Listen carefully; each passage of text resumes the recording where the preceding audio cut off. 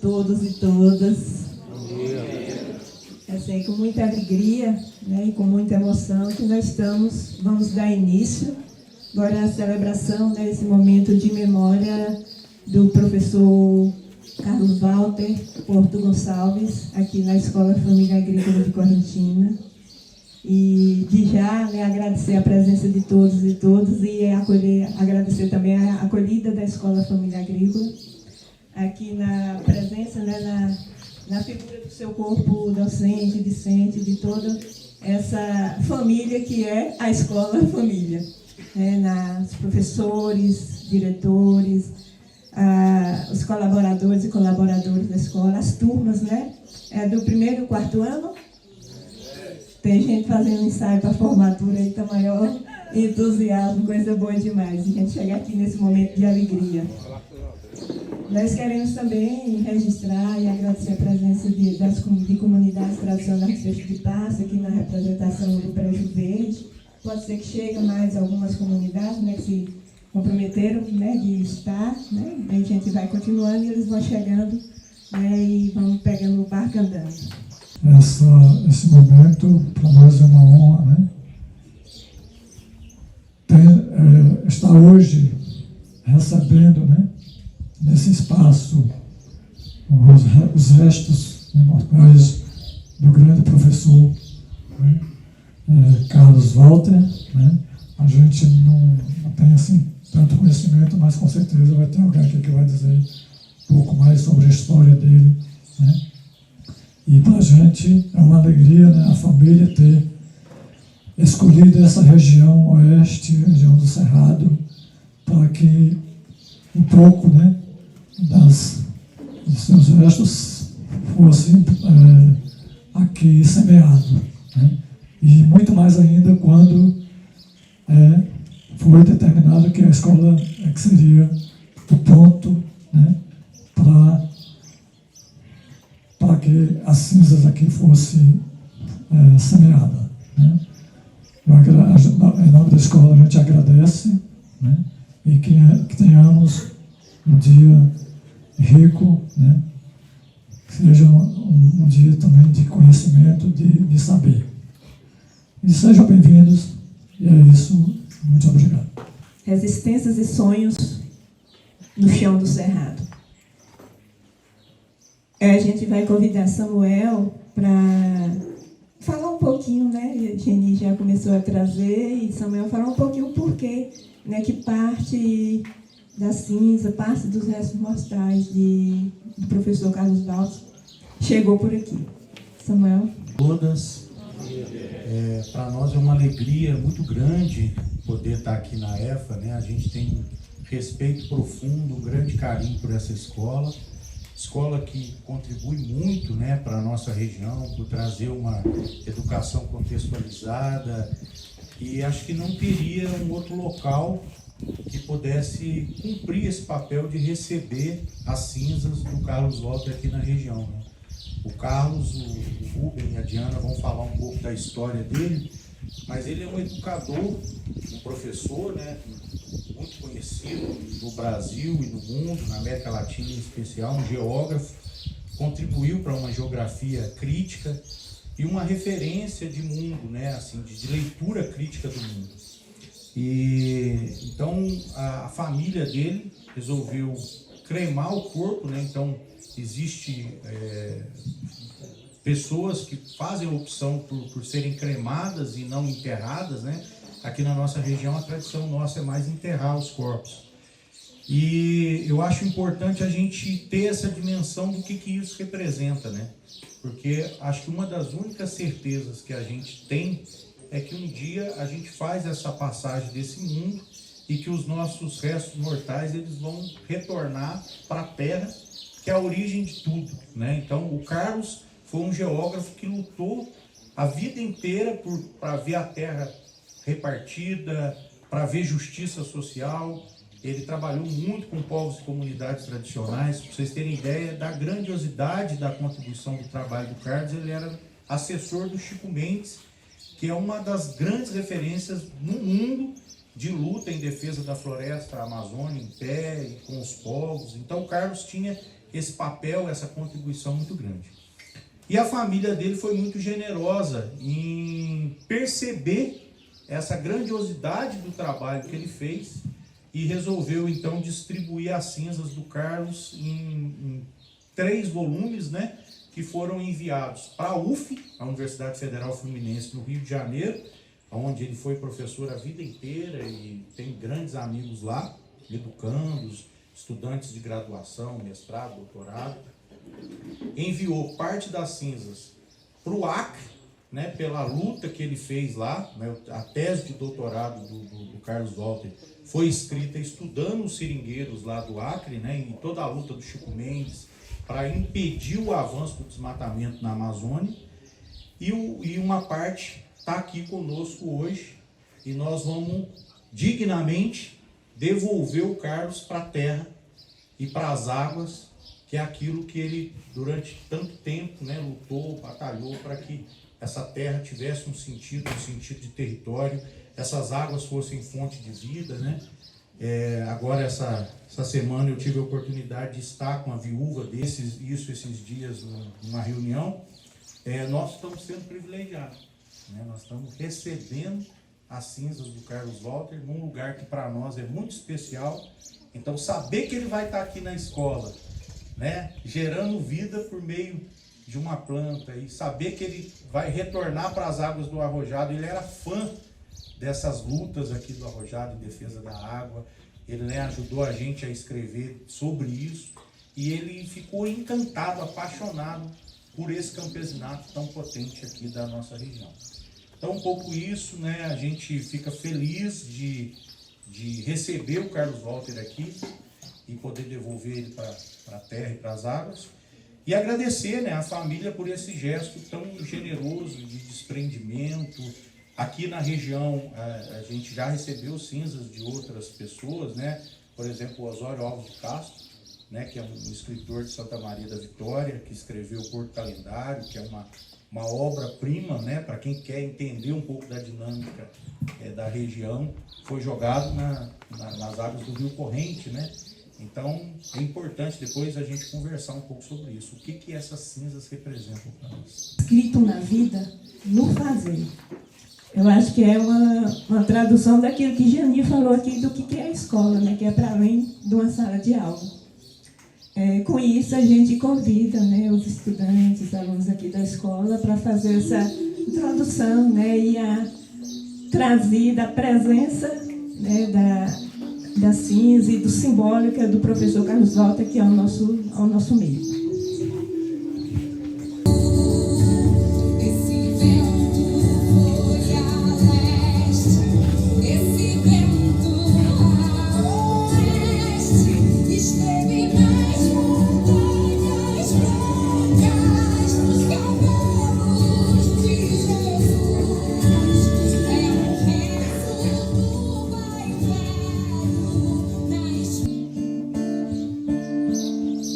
Debut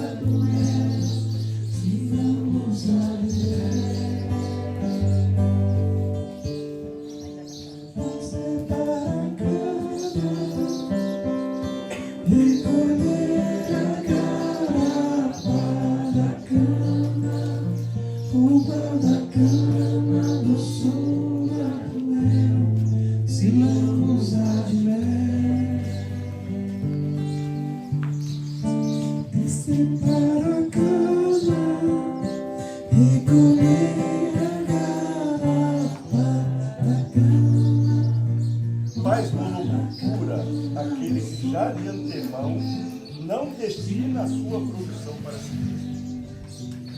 O caráter excludente está geneticamente embutido nesse tecnocentrismo que ignora as relações sociais e de poder por meio da tecnologia. Na verdade, as lutas das populações do Cerrado revelam uma nova etapa das lutas pela reprodução social da natureza, num contexto marcado por uma nova conformação geopolítica mundial, onde novas relações entre o local, o regional, o nacional e o global se inscrevem por meio das ações dos diferentes protagonistas, entre eles, principalmente os populares. No fundo, é disso que se trata.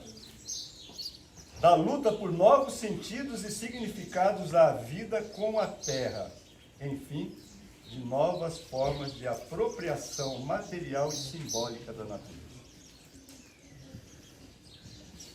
Já não se trata mais de uma luta simplesmente pela terra, enquanto meio de produção, mas também com a terra, para inventar novos modos de vida.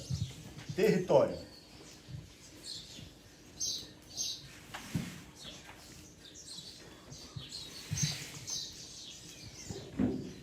Caminheiro, você sabe, não existe caminho, passo a passo, pouco a pouco, e o caminho se faz.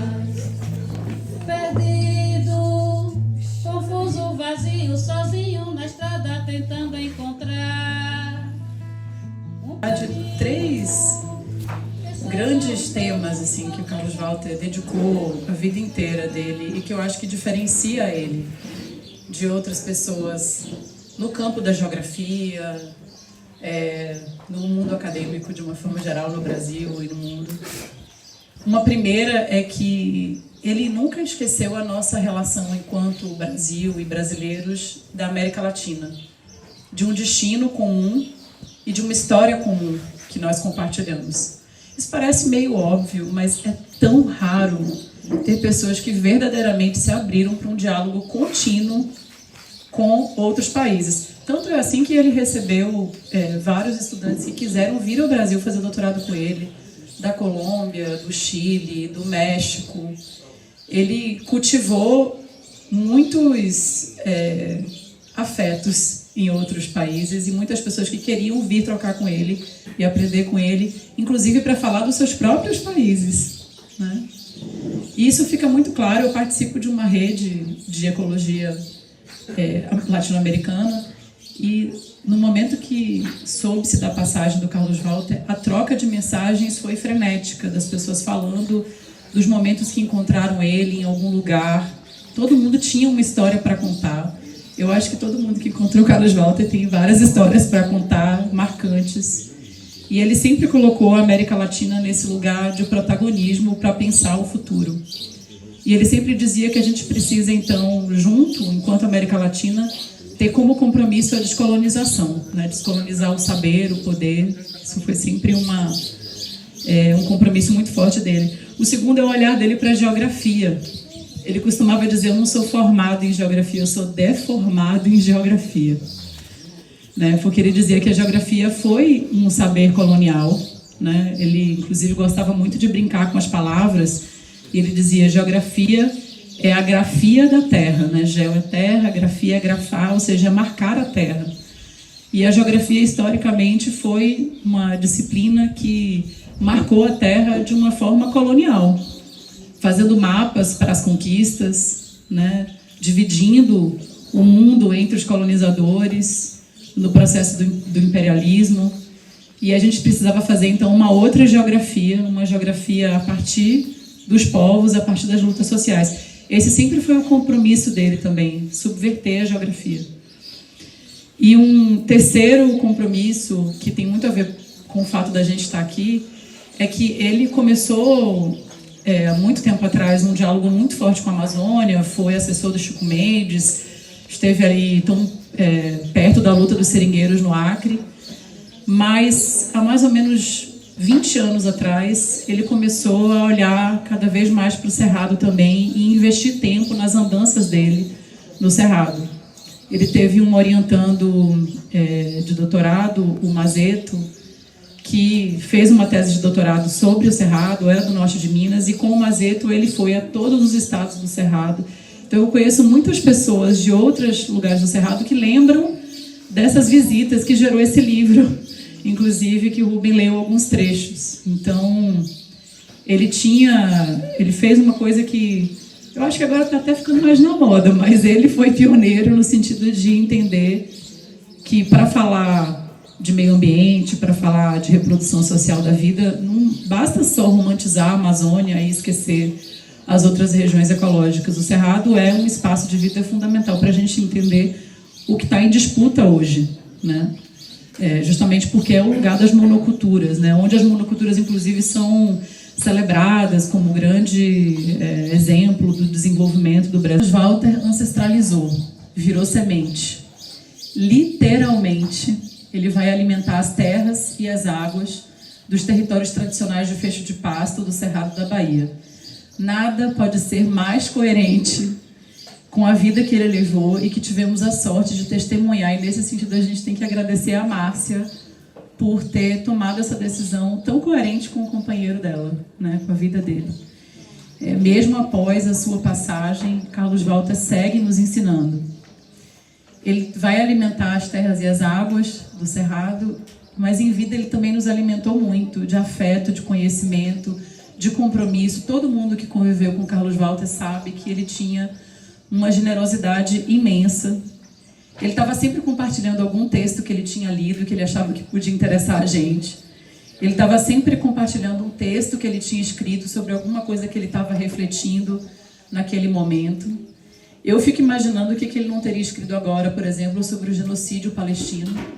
Ele com certeza estaria envolvido. Uma coisa que a gente pode contar sempre é que ele estaria envolvido com toda a alma e com todo o coração, com todas as injustiças do mundo, porque assim sempre foi e assim a gente sabe que seria. A gente estar aqui, eu vim de Brasília, peguei o ônibus ontem, volto hoje mesmo, sou de Salvador, mas estou morando em Brasília agora. Eu acho que para mim, e eu espero que para outras pessoas também, vir para aqui tem algumas serventias, né? Tem aquela óbvia que é a gente se despedir coletivamente do nosso amigo, se despedir em comunhão, que é a coisa que ele mais gostava. Ele era uma pessoa do encontro, do afeto. Mas tem uma outra coisa que é da certa concretização à passagem dele. Entender que é real. Tanto que parte dele está aqui, né? Eu, ao longo dos últimos meses, muitas vezes me peguei falando nele ainda no presente. Carlos Walter Carlos Walter faz. Uma certa dificuldade de usar o tempo passado para falar dele. É com certeza diferente para quem está convivendo diariamente como Márcia. A gente não consegue nem imaginar o que é essa perda, né? Essa perda imensurável que ela deve sentir. Mas para a maioria de nós, de certa forma, parecia que a gente ia encontrar ele na próxima reunião, né? No próximo congresso, na próxima assembleia, porque ele estava sempre presente. Então, por que não imaginar que dali a pouco a gente recebe um e-mail dele falando de um texto que ele leu e que ele quer compartilhar. Ontem eu estava lendo um livro sobre ecologia decolonial e eu imediatamente pensei, já nos primeiros parágrafos, Carlos Walter iria gostar desse livro. Eu queria dizer isso para ele. Olha, estou lendo um livro, não sei se você conhece. Ele segue presente nas nossas vidas desse jeito, né? No coração, nos pensamentos. Eu sinto que ainda havia muitas conversas para a gente ter com ele, muitas risadas para a gente dar junto. Ele ainda tinha muito para dizer e para escrever. Isso é uma sensação de interrupção mesmo, que a gente tem com parte dele. E Carlos Walter era incansável, quem conviveu com ele sabe disso. Uma mente veloz, sempre confabulando imaginários de futuro. Um senso crítico muito afiado, nunca se acomodando aos poderes estabelecidos. Ele sempre dizia que descolonizar é preciso, inclusive a nossa mente colonial, que tende a se acomodar em torno do poder e acreditar que basta tomar o poder e que as coisas vão mudar, mas que, na verdade, só a luta muda a vida. Enquanto na posição dele, de professor na universidade, muitas pessoas estão fazendo aquilo que conta pontos, né, para a carreira acadêmica. Ele estava sempre imerso nas lutas, sempre do lado, né, das lutas sociais, dialogando com os de abaixo, como ele gostava de falar, os de baixo, né, nas lutas sociais, no chão. Eu sempre me senti muito tocada pelo fato que Carlos Walter sempre tinha uma palavra de ânimo e de afeto. Ele escrevia e-mails dizendo: gostei daquela fala que você fez, gostei desse texto. Mas tem uma coisa que eu aprendi conversando com as pessoas depois da partida dele, é que muita gente tinha experiências assim com ele, muitas. Muitos comentários de encorajamento em relação a algo que elas tinham escrito ou que tinham falado. Inclusive, um pouco antes eu conversava com o Hermes e ele estava me falando de um texto que ele escreveu e que Carlos Walter escreveu ali um rodapé, dizendo: é isso mesmo, isso aqui derruba a tese de muito doutor, né? Então, o que eu percebi nessas conversas, depois da passagem dele, é que essa rede de afeto, essa comunidade de afeto que ele foi tecendo, tem uma extensão muito maior do que qualquer um de nós podia antever. E a nossa presença aqui é testemunho disso. Carlos Walter ancestralizou, virou semente. Ele nos deixa um legado imenso de ideias. A gente está ainda tomando dimensão do que isso pode significar para os nossos escritos, para os nossos estudos, para as nossas lutas, porque ele tem muita inspiração para nos fertilizar ainda. E cabe a gente, cabe a nós que o conhecemos, que convivemos, que lemos e que vamos seguir lendo e rememorando, cabe a nós semear esse legado que ele deixou para fertilizar os territórios do futuro, dos povos, das terras e das águas, de quem ele foi companheiro até no ritual de sua partida. Então, celebremos que Carlos Walter é semente, Carlos Walter segue presente entre nós. Sua produção acadêmica, ele andava publicando e andava dizendo, não é? E pegando os conflitos no campo, a luta camponesa na sua extrema diversidade, como matéria do seu pensamento, da sua produção científica e militante. E aí a gente dizia: não, nós precisamos conversar com esse cara, né? E foi tão intenso assim, eu ainda estava lá em Goiânia, no CPZ Nacional, que aí imediatamente falou assim: ele agora é parte do coletivo que trabalha a documentação de conflitos da CPT, né, que está fazendo 40 anos. Né? E até isso, né, a última conversa que eu tive com ele foi online. Se a sua foi em maio, acho que a minha foi em fevereiro, por aí, uns março. Que era exatamente, ele já percebia traços visíveis da doença, mas ele dizia que nada, estava bem. E teve a ideia de fazer a leitura dos 40 anos de conflitos no campo documentados pela CPT. Quer dizer, esse homem, ele não parava, era uma usina de ideias, de pensamento, de propostas, de causas, não é? Sempre pela vida dos de abaixo, pela vida do povo camponês, da extrema. Ele dizia que o Brasil era o país mais indígena do mundo, né? Mais de 300 etnias, mais de 290 línguas diferentes, 60 povos arredios, né, que não querem contato com a nossa civilização, né? Eu nunca tinha ouvido alguém falar isso. E quando ele falou, eu falei: é tudo isso mesmo? Então, assim, o tamanho que é o potencial transformador desse país e desse povo camponês, desses povos e comunidades tradicionais, originários, né? Ele via isso como potencial caminho quase que extraordinário, assim, não existe muito outro, de fazer a transformação que esse país precisa, né? Que essa história de descolonizar e decolonizar também a gente ouviu dele, começando a ouvir dele, né? Para ele, em 1492, a descoberta da América, aliás, não tem nada a ver esse nome, né? Ele fala Abya Yala, que é como os povos de Nuestra América chama o que os europeus chamaram de América, por causa do Américo Vespúcio, o navegador, né, que na verdade veio tomar posse que ele já sabia que existia, não teve descoberta nenhuma. Então, assim, é uma construção de pensamento sobre nós que não é nosso. Então, desconstruir isso e produzir um outro pensamento só é possível a partir dos povos dos territórios. Então, essa ideia de terra, como no texto, a frase que a gente leu, não é terra, é território. Território é territorialidades. Território é sentir pensamento, que é uma outra palavra que ele gostava, que é do Fausto-Borda, um outro pensador latino-americano decolonizante, como Aníbal Quijano, como Henrique Dussel, que morreu recentemente. Carlos Walter é dessa turma aí que pensa o mundo criticamente, sempre inconformado com o estado das coisas, que historicamente foi criado, historicamente é recriado, de colonialismo, de neocolonialismo, de neoextrativismo. Não é isso que ele falava. O problema do agronegócio é que não produz para si, produz para exportar, nem é para aqui. Produz, não é commodity. Isso aqui é coisa mais do outro mundo que não é do nosso. Quem produz para si, preserva os meios de produção. Essa ideia é fundamental no pensamento dele, né? Por isso, esse povo que ainda tem território, e como a gente está vendo, são muitos, né? É mentiroso o próprio censo, que diz que nós, população rural do Brasil, né, é um critério que, pelo próprio processo de recolonização, tem que minimizar, tem que dizer que é pouco, tem que dizer que o excelente é urbano, é industrial. A quem interessa esse pensamento? Né? Se não é passadismo, não é voltar para o mundo rural que não existe mais, não. Quem está pedindo isso é a própria natureza.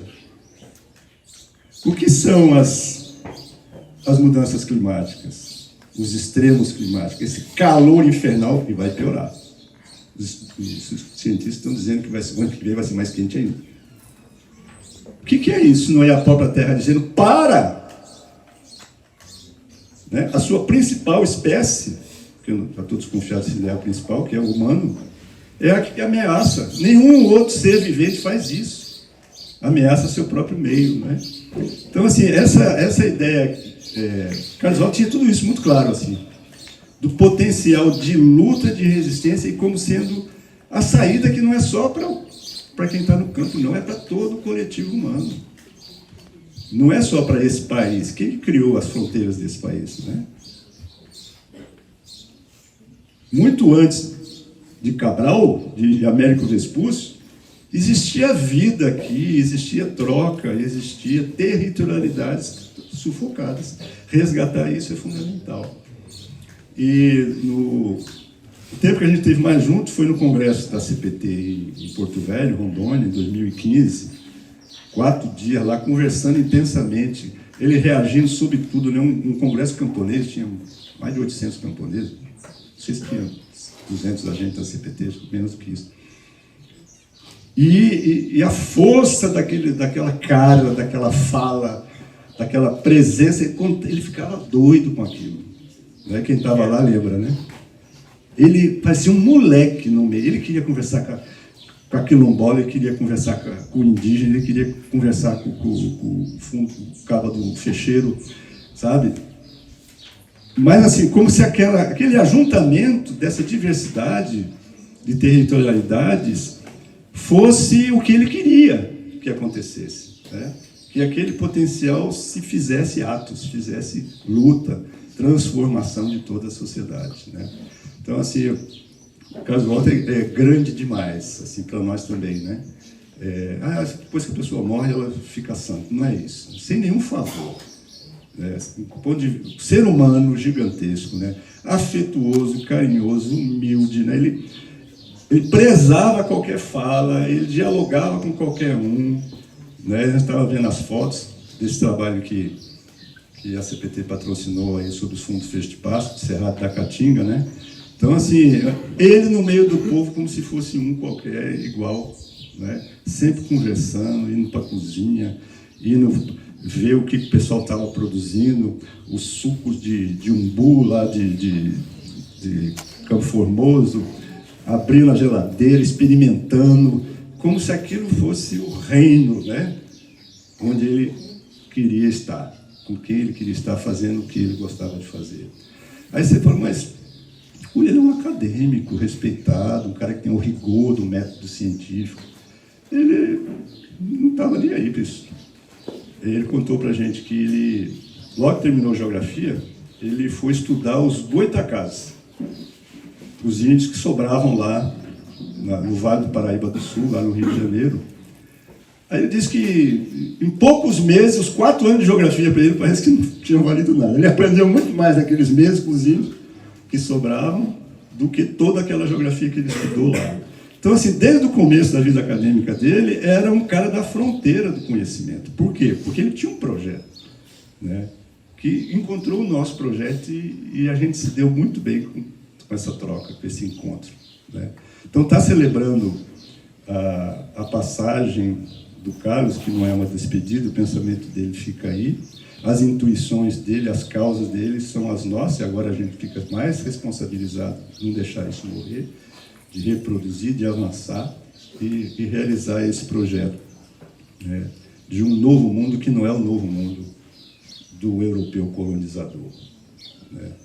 É o mundo que já existia aqui, que precisa continuar para que a vida continue, para que a natureza sobreviva e todas as espécies que merecem continuar vivendo, né? A gente façamos desse momento um momento de reafirmação das nossas convicções. Acho que é isso que ele queria que a gente fizesse agora. Carlos Walter, presente, presente, presente, para sempre. Negócio de identidade. Eu disse, como assim, professor? Ele disse, identidade é um negócio perigoso. Identidade de vocês aqui tem que ser plural. No momento vocês são atingidos por barragem e vocês têm que brigar até a última unha com isso. No outro vocês são fundo e fecho de pasto. No outro dia vocês são geraizeiro. No outro dia vocês são fecheiro. Porque identidade absoluta é nazismo. Então ele era um cara assim, numa tirada assim, ele dava uma sacada. E eu estou devendo uma leitura de um livro dele não, que ele me indicou faz tempo, e eu correndo atrás de comida igual o Paiá, e tu levanta de manhã cedo já avexado igual o Paiá, não li.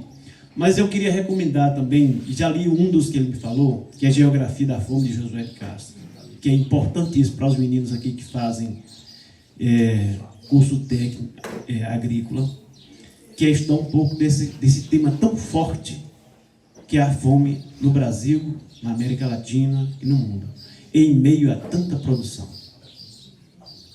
E ele escreveu Geografia da Fome, e quem fez geografia, né, Carlão, sabe muito bem da importância desse livro de Josué de Castro, lá de 1900 e bolinha. Mas em 65, também o Josué de Castro escreveu um livrinho que esse eu não achei, mas eu vou conseguir achar ele por aí. Chama 7 palmos de terra e um caixão, gente. Porque isso, na caatinga brasileira, as crianças não tinham caixão para ser enterrado. Acreditem vocês. E foi um livraço que Josué de Castro escreveu, e que nessas conversas de pinga, ele disse, Iremar, vamos ler esse livro. Está na hora de a gente socializar essa leitura, que é importante, porque assim, muitas vezes as pessoas daqui da região não têm dimensão do que é a pobreza nesse país, né? E então, em meio a essas discussões todas, a gente ainda tocou um violão e tal. Ele era uma pessoa muito refinada e alinhada a muitas discussões da América Latina, inclusive a canção da América Latina. Tem uma poetisa uma figura muito pan, né, como se diz, que era uma mulher chilena chamada Violeta Parra. E ela escreveu uma série de canções, pinturas, era uma artista muito espetacular. E ela escreveu uma musiquinha que ele gostava demais.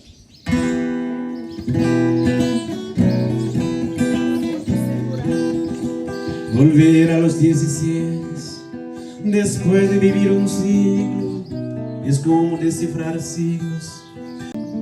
Volver a sentir profundo como un niño frente a Dios. Eso es lo que siento yo desde instante fecundo. Se va enredando, enredando, como en el muro la hiedra. Le va brotando, brotando, como el mosquito en la piedra. Como el mosquito en la piedra, sí, sí, sí. Mi paso retrocedido, cuando el Dios te desavanza, el arco de las alianzas, hay penetrado en mi nido, con todo su colorido, se ha paseado por mis venas, y hasta la dura cadena, con que nos ata el destino, es como un diamante fino, que alumbra mi alma serena. Se va enredando, enredando, como en el muro la hiedra. Le va brotando, brotando, como el mosquito en la piedra. Como el mosquito en la piedra, sí, sí, sí.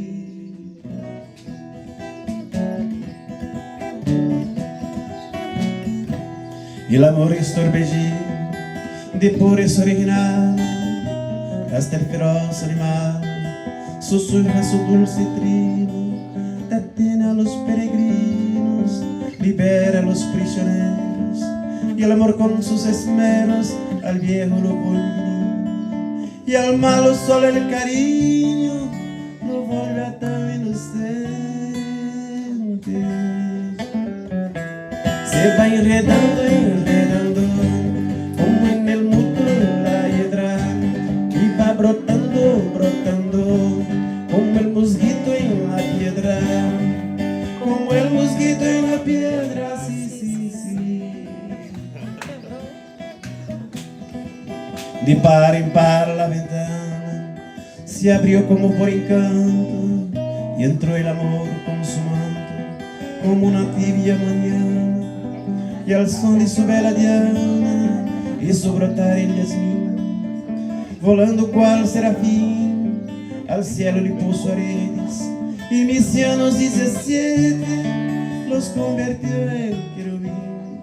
Abraço, o Carlos, né, que a gente sente o cheiro ainda do beijo no rosto, que ele sempre, independente, os homens e as mulheres, com quem ele gostava e quem ele se afinava, ele não media, né, não tinha trava de vir dar um abraço e um cheiro no rosto.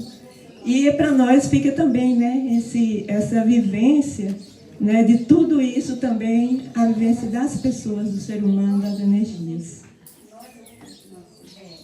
Falando aqui da cinza, que a gente vai levar essa cinza, né? Aí eu queria dizer assim para nós que a gente precisa, né, lembrar, né, que todas as vezes que a gente olhar para o Rio Arrojado, a gente vai lembrar de Carlos Walter, que está ali ajudando a gente a defender essa água, né, que a gente sobrevive dela e que sem ela nós não somos nada, principalmente quem mora na beira do Rio Arrojado.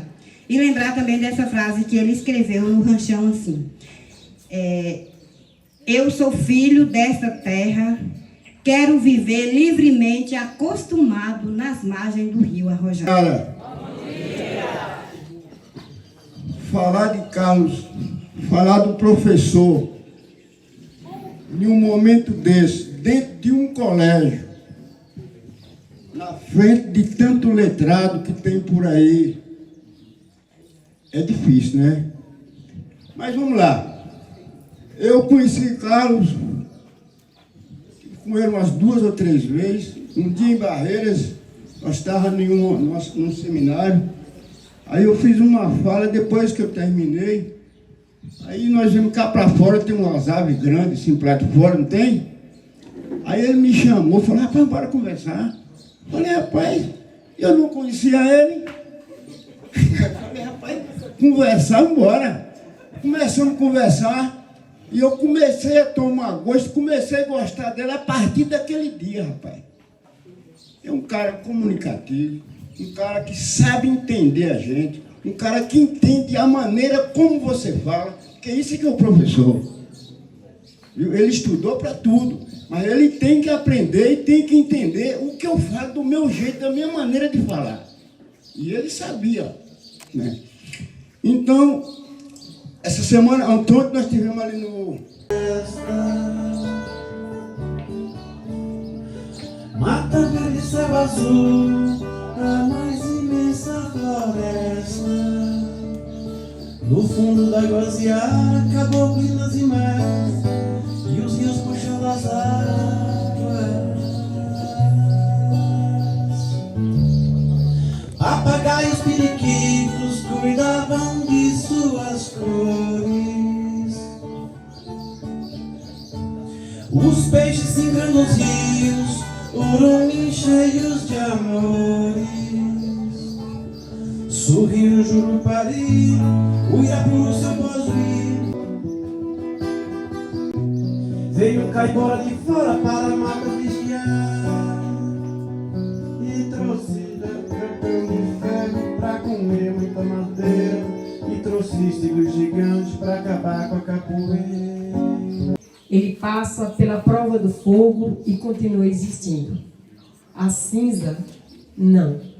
A cinza, ela desaparece, ficando ao ar livre, o vento leva. Então, a cinza é quase nada, e a cinza é a insignificância, talvez nós pudéssemos pensar assim, que nós somos muito pequenos diante de uma natureza tão nobre, tão grande, e que nós poderíamos aproveitar desse pequeno tempo para fazer algo.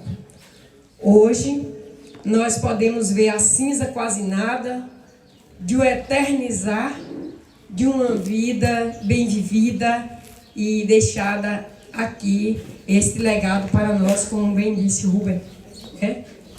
Então, durante o texto, a gente vai pensando sobre o tempo. Qual o tempo que temos, o que fazemos. E depois do texto, em seguida já é a canção, e aí livremente quem se sentir tocado, passar aqui para dizer fazer esse cumprimento. Nós não despedimos porque estamos conectados, somos todos em um e um em todos.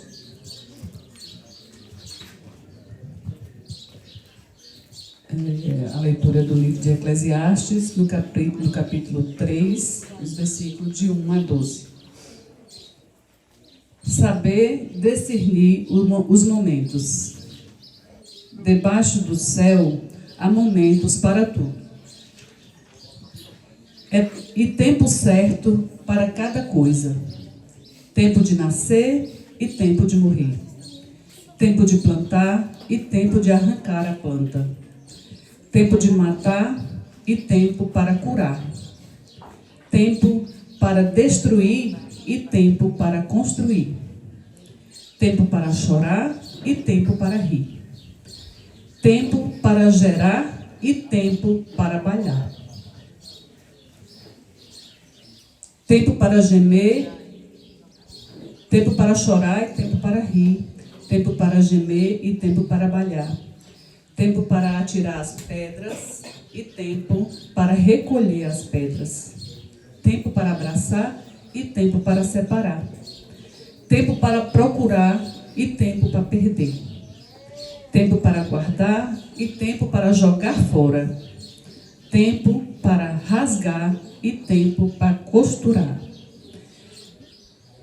Tempo para calar e tempo para falar.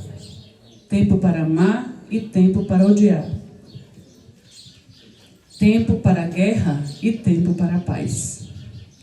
Viver o momento presente. Que proveito o trabalhador tira da sua fadiga? Observei a tarefa que Deus entregou aos homens, para que eles se ocupassem. Tudo o que ele fez é apropriado para cada tempo. Também colocou sempre o senso da eternidade no coração do homem. Mas o homem, para que os homens possam compreender a obra de Deus e realizar do começo até o fim. Então, compreendi que não existe para o homem nada melhor do que se alegrar e agir durante a vida. Palavra do Senhor. De modo que o meu espírito ganhe um brilho definido. Tempo, tempo, tempo, tempo, e eu espalhe benefícios. Tempo, tempo, tempo, tempo. O que usarmos para isso fica guardado em sigilo. Tempo, tempo, tempo, tempo, apenas contigo e mim. Tempo, tempo, tempo, tempo. E quando tiver saído para fora desse teu círculo, tempo, tempo, tempo, tempo, não serei interacível. Tempo, tempo, tempo, tempo. Ainda assim eu acredito ser possível reunirmos tempo, tempo, tempo, tempo, num outro nível de vínculo. Tempo, tempo, tempo, tempo.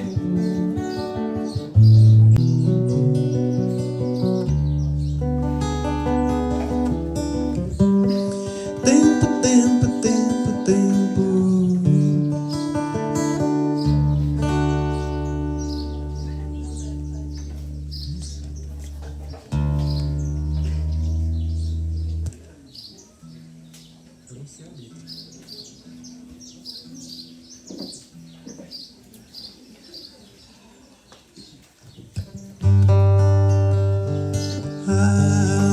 Quero ouvir as serenatas, ver crescer as nossas matas e tocar um violão. Vem cantar, pois o dia vai raiar e morar nesta canção que meu coração sonhou.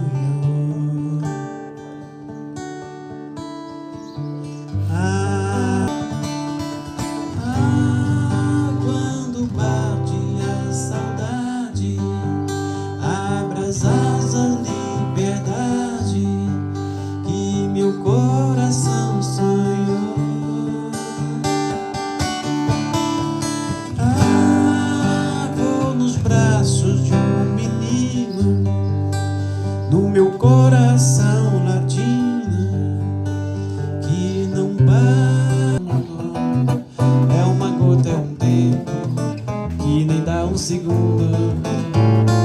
Há quem fale que a vida é um divino mistério profundo. É um sopro do Criador, numa atitude repleta de amor. Você diz que a vida é prazer, ele diz que a vida é viver. Ela diz que melhor é morrer, pois amada não é e o verbo é sofrer. Eu só sei que confio na moça e na moça eu ponho a força da fé.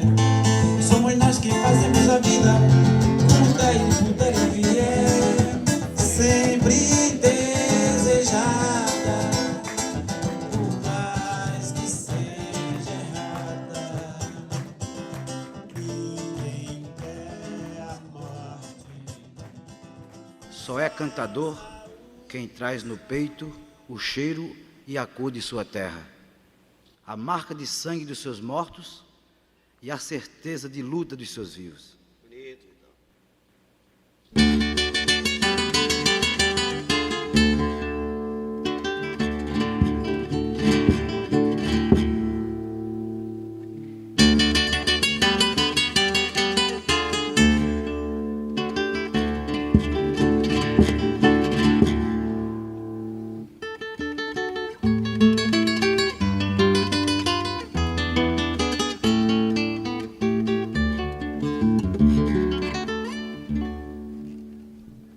Era uma vez na Amazônia a mais bonita floresta.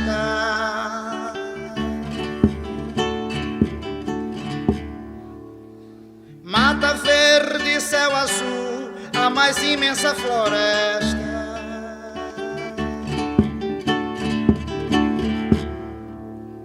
No fundo d'águas e aras, caboclo, lendas e mágoas, e os rios puxando as águas.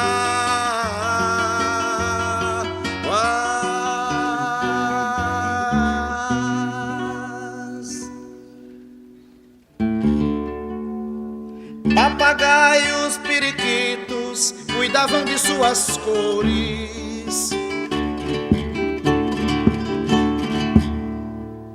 Os peixes singrando os rios, curumins cheios de amores. Sorria o Jurupari, o Irapuru, seu povir. Era flora, fauna, frutos e flores.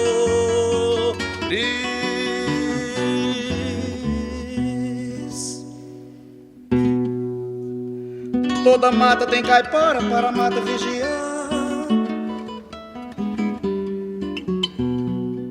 Veio um caipora de fora para a mata definhar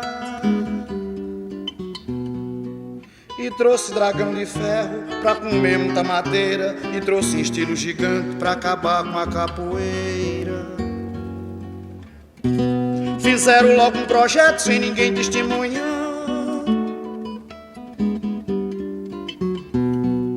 pra o dragão cortar madeira e toda a mata derrubar.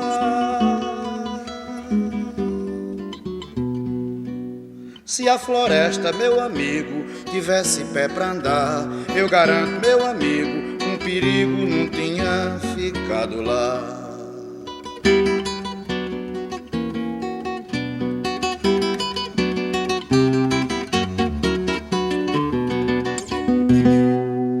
O que se corta em segundos gasta tempo pra vingar. E o fruto que dá no cacho pra gente se alimentar. Depois tem o passarinho, tem o ninho, tem o ar. Igarapé, rio abaixo, tem riacho e esse rio que é o mar.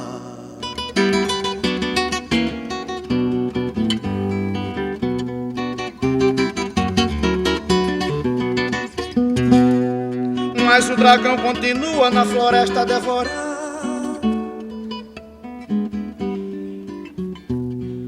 E quem habita essa mata, pra onde vai se mudar?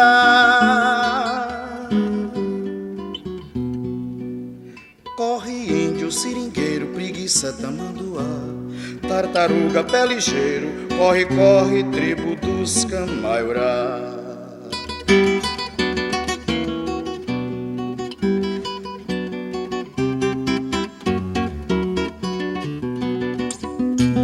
Mas o dragão continua na floresta a devorar. E quem habita essa mata, pra onde vai se mudar? Corre índio, seringueiro, preguiça, tamanduá, tartaruga, pé ligeiro, corre, corre, tribo dos Camaiurá.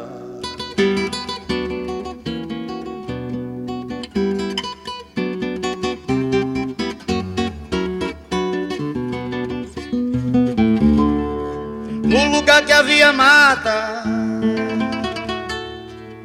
hoje há perseguição. Grileiro mata poceiro só pra lhe roubar seu chão. Castanheiro, seringueiro já viraram até peão, afora os que já morreram, como a vida e a ribação.